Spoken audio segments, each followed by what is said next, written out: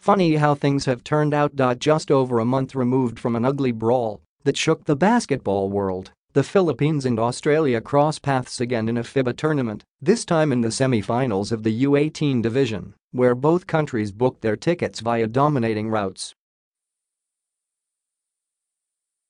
The Philippines weathered an early storm and whipped Bahrain 67-52 Thursday at Stadium 29 in Thailand. Batang Gilas, which remained undefeated after 4 games, also clinched a berth to the Fiba U19 World Cup for the first time since 1979. It also marks the first time that a team from the Seaba subzone will be among the final 4 teams since 1995 and the first time that the Philippines will have a chance at a medal since 1992, according to Fiba.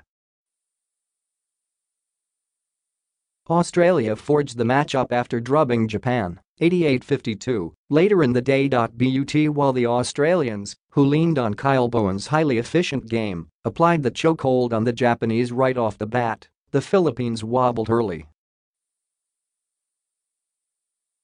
Bahrain pushed Batang Gilas into a 26-34 hole before the Filipinos went on a searing 21-0 run to close out the second quarter and settle the issue.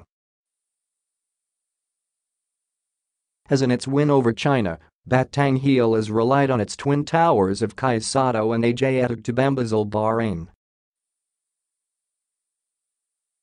Taking a lot of lobs, Sato finished with 21 points, 10 boards and 3 blocks, while Edu punched in another monster game with 16 points, 17 rebounds, 3 assists, 2 steals and 2 blocks to power the Philippines.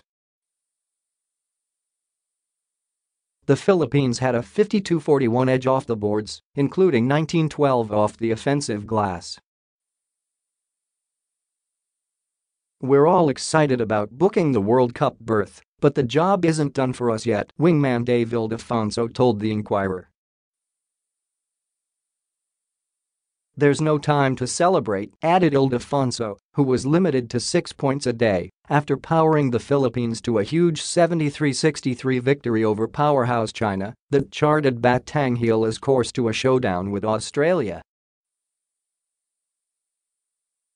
"They, Australians, are arguably the best team in the tournament and we'll go out there and try our best to get a podium finish."